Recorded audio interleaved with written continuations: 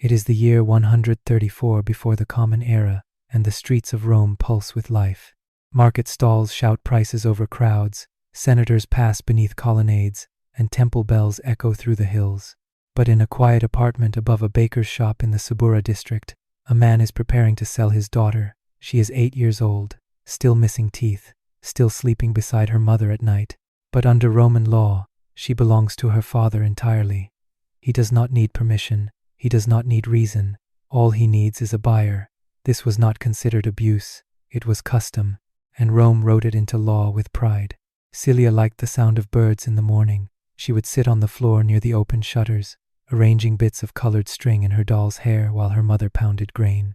Her laughter still echoed in the corners of the room, though it had grown quieter in recent weeks, not because anything was wrong, but because something was coming. Her mother had begun braiding her hair tighter. Her father had begun coming home earlier. Strangers arrived once, twice, and then again. They asked her name, her age, how tall she was. One even asked if she had bled yet, and Silia blinked and looked at her mother, who didn't answer. That morning, Silia was dressed in a white tunic without stains, and her doll was taken from her hands before she could ask why. Her father had never raised his voice, not even once. He was not cruel. He believed in order. And that meant doing what was best for the household, even if that meant signing away his daughter's future with the calm stroke of a reed pen. Silia's mother stood by the wall, holding her shawl to her face. Her father spoke with 2 men dressed in red-striped togas. She heard words like dowry, contract, fertility. She did not understand any of them. She only understood that something was being traded, and that she was not being asked. When the door opened, she expected to leave with her mother, but it was the stranger who extended his hand.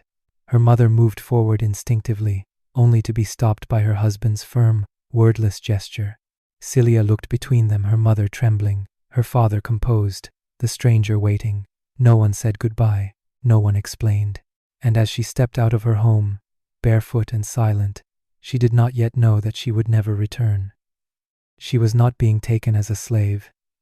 She was not being sold illegally. She was being married, a legal transaction blessed by the gods, protected by law, and honored by the Senate. She was 8, and Rome saw nothing wrong. The law was older than memory, older than the stones of the Forum, older than the language they used to explain it. Patria potestas gave a Roman father more than influence. It gave him dominion over his land, his slaves, his sons, and yes, over his daughters. In the eyes of the law, a child was not a person. She was an extension of her father's will. He could approve her marriage or cancel it. He could disown her, beat her, imprison her in the home, even order her death, and no one could intervene, not the state, not her mother, not even the gods, if they remained silent. The law did not ask whether the daughter was ready. It asked whether the father had the right, and he always did. Silia was not the first. She would not be the last. From the moment a Roman girl was born, her life moved in quiet, orderly steps, each one planned by the man who called himself her protector. If he was poor, he might sell her to settle a debt. If he was ambitious, he might marry her to a merchant for gold. If he was connected, he might place her in a powerful household, where her virginity would buy influence. In every case, the daughter's voice held no weight. There was no age of consent, no appeal, no escape. Her body belonged to the man who sired it. And Rome defended this, not in secret, but with pride.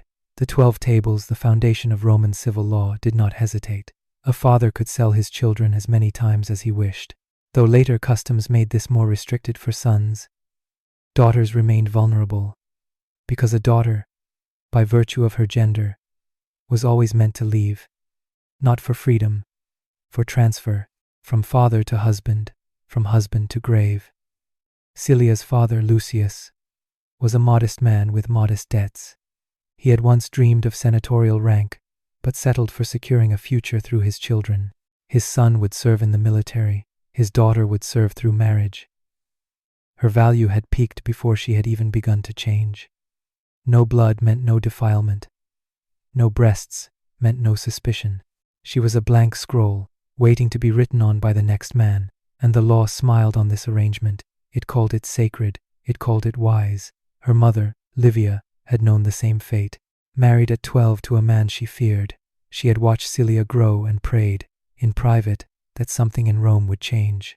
But prayers do not undo law, and so she stood silent as her daughter was sold, not because she did not love her, but because she had once been her. The law had not broken. It had functioned exactly as designed. Before a Roman girl bled, she was still considered untouched by the world, and that made her a prize, not for affection, not for childhood sweetness, but for purity, a word that wrapped itself in virtue while hiding the hunger underneath. In the eyes of the elite, a girl who had not yet reached puberty was more desirable than one who had. Her body was still soft with innocence, unshaped by womanhood, easier to mold and control. Her silence could be mistaken for obedience, her fear for reverence. Men of status spoke in circles about honor, about family, about the sanctity of lineage, but what they often meant was control. They wanted a wife with no past, no defiance, no memory of another man's hand, so they looked to the youngest, girls who could be shaped into shadows of their own ambition. Silia, like many others, had been chosen precisely because she had not yet changed. Her thin wrists, her high voice, the way she still reached for her mother's hand, these were not signs of immaturity in their minds, but signs of value. She was not ready to bear children, but she would be soon, and when that time came, her husband would be the only one who had touched her. That, to Roman men, was sacred. But the word sacred in Rome had teeth. It had nothing to do with divinity, and everything to do with power. A sacred thing could be owned, guarded, and punished if defiled. And once a girl passed into womanhood, her value shifted, no longer prized for what she had not done, but judged for what she might have. Was she still pure? Had anyone looked at her too long? Had she spoken too freely? Puberty brought suspicion. But before that, there was opportunity. For her father, that window was brief. Once she bled, the questions would come. Was she still a virgin? Had she touched herself? Had she looked at boys? But while her body still carried the innocence of girlhood, there was no such concern. In this narrow window of time, her purity was assumed, her silence guaranteed. That was the moment to act, and so she was sold. Her husband, a merchant named Septimus, had asked specifically for a girl under 10, not because he desired her immediately, but because he wanted to raise her himself, to train her in his household, in his customs, in his bed, when the time came. His mother had done the same with his first wife, who died during childbirth at 14. Septimus believed the gods had cursed him with a disobedient bride. This time, he would start earlier. Silia would not be taught how to think, only how to serve. Her age was not a barrier. It was the point. In a city that called this wisdom, her father had not committed a crime. He had followed the path laid out by generations of men who traded innocence like coin. The domus of Septimus did not resemble a marketplace, yet every gesture within it echoed transaction. Its columns gleamed with imported marble, its walls painted with scenes of divine unions and obedient wives, but beneath the beauty was a quiet cruelty one Rome had refined into custom.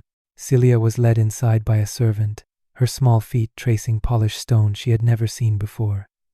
No chains, no shouting, no sale bell. This was not a slave auction, this was a marriage contract, and that made it holy. Inside the atrium, men gathered not to bid, but to observe. Septimus sat with his scribe, his older brother, and a distant cousin who served as witness. Her father stood opposite them, holding the tablet with the terms of her dowry, carved neatly into wax. Silia stood between them, not spoken to, not acknowledged. She was there to be seen, but not heard. Septimus studied her like one would study a colt checking posture. Gaze, silence. He nodded once. The contract was sealed with a handshake and a murmur to the household gods, and that was all. No feast, no music, no tears, just the final confirmation that she no longer belonged to the man who raised her. She belonged now to a man who had purchased time, years of it, until her body changed enough to bear the weight of his expectations. The law did not call this cruelty. It called it confariatio, one of the oldest and most sacred forms of Roman marriage, originally reserved for patrician families and priesthoods. The girl was too young for the full rite, but the symbols remained. Bread was broken, a coin was given, her hand was pressed into his as a sign of passage, but no one explained these gestures to her. To Silia, It was a blur of sandals, voices, the scent of oil lamps. Her eyes stayed on the fountain in the corner, where fish swam in tight circles. Her mother was not present. Women were not needed for the closing. The moment the contract was signed, the household adjusted around her. A matron was summoned to train her in speech, movement, and gaze. She was shown a new room, small but clean. Her doll was returned to her repainted, redressed, its face unfamiliar now. That night, she did not sleep. The walls were too quiet. Her mother's breath was gone, the ceiling too high.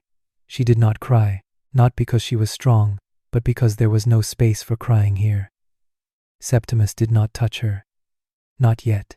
He was patient. He would wait for her to bleed. For now, he wanted her broken in, gently trained, molded, refined. She was not a wife in practice, only in law, but the law was the part that mattered. It had turned her from a daughter into an investment, from a child into a future vessel. Rome had given its blessing, and that made everything clean. The days in Septimus's house moved like water over stone, silent, slow, shaping her without force. Silia no longer asked questions. Her world had narrowed to corridors and commands. She was told when to rise, how to sit, what words to speak, and when to lower her gaze. The matron assigned to her was not cruel, only exact. Each movement had a correction. Each error had a cost. If she tilted her head too far, it was vanity. If she hesitated in pouring wine, it was laziness. If she laughed too loudly, it was shameful. Over time, her laughter disappeared entirely. The other women in the household kept their distance. Older servants offered sideways glances but no comfort. They had seen girls like her before, quiet, pale, still clinging to pieces of themselves they didn't know they would lose. Silia's body remained untouched, but her spirit was already being reshaped. She was no longer addressed as a child, nor allowed to act like one. The doll sat untouched on a shelf now, watching as Silia learned to mix perfumes, arrange sandals at the foot of her husband's bed, and recite greetings in the exact tone expected of a Roman wife. Septimus rarely spoke to her. When he did, it was with the tone one used for a servant or a sacred object. His eyes did not linger, but his plans did. She overheard them once in the garden, as he spoke with his brother. "The moment she flowers," he said. "Not before, of course, but not long after. She must learn to welcome her role." His brother nodded, as if discussing the ripening of a fig tree. Silia did not know what flowering meant, not precisely. But she had begun to feel the aches in her bones, the way her body stretched without her consent. Her chest was changing. Her sleep was heavier. One morning, she found blood between her legs. She did not cry. She did not tell the matron. She simply cleaned it with a rag and buried it under the tiles near the courtyard fountain. That night, Septimus summoned her. His voice was kind. He offered her wine. He called her little dove. She did not drink. She could not move. He lifted her chin and looked into her eyes, not with hunger, but with entitlement. There was no cruelty in him, only certainty. She was his wife, and Rome had given him the right. Her silence was not resistance, it was training. Her body did not betray her. It fulfilled the terms of the contract signed years before. That night, the household did not stir. The servants did not whisper. The gods did not intervene. It was not considered wicked. It was not called rape. It was called consummation. And the law was satisfied. There was no funeral for who she used to be. No moment when Rome stopped to acknowledge what had been taken. Silia did not die in Septimus's house, but something within her curled in on itself and never returned. She became obedient, graceful, praised by guests for her manners and quiet beauty. But no one saw the absence in her eyes. No one asked. Her mother sent a gift once, a necklace carved from bone and dyed with crushed berries. It arrived without a note. Silia wore it only once, then placed it in a wooden box and never opened it again. She did not hate her mother. She did not hate her father. She simply understood now what Rome had always known. Daughters were never meant to belong to themselves. In the world beyond the villa walls, Rome thrived. Men debated laws in marble halls. Victories were carved in stone. Statues of virtuous women stood with blank faces and folded hands. But there were no statues for girls like Silia, no records, no mourning, no crime had been committed. Her father had obeyed the law. Her husband had followed custom. The contract had been clear. Consent was never required. Childhood was not protected. And silence was the only sound Rome accepted from its daughters. Patria potestas had done exactly what it was meant to do. It had transformed a child into a tool for legacy, transaction, and control. Not in secret, but in daylight. Not by monsters, but by respected men. The cruelty was not in the shadows, it was in the structure. Across the empire, thousands of girls like Silia were sold before their voices had deepened, before they knew how to protest, before they even knew what was being taken from them. Some became wives, some died in childbirth, some disappeared into distant estates, where their names faded into the dust of ledgers and dowry scrolls. Rome did not bury them, it forgot them, not because they were unimportant, but because they were too common. This was not an exception, it was the norm. The horror lay not in a single man's decision, but in an entire civilization's silence. Silia lived many more years, she bore children, she ran the household with quiet efficiency. But when her own daughter turned 8, she found herself staring too long at the girl's hands, still chubby with childhood, and felt a pain so old it had no name. She said nothing to Septimus. She simply began hiding the marriage contracts, one page at a time, one delay at a time. Rome would not change for her, but perhaps she could delay its hunger for one more season. That was all the rebellion she had left, and in a world that called obedience a virtue, even that was dangerous. If this story disturbed you, it should. Because Rome did not hide what it did to girls, it wrote it into law, honored it with ceremony, and called it virtue. Silia's fate was not rare, it was expected, and the silence around it is why it happened again and again. These were not crimes, these were customs. But now that you know, silence is no longer an option.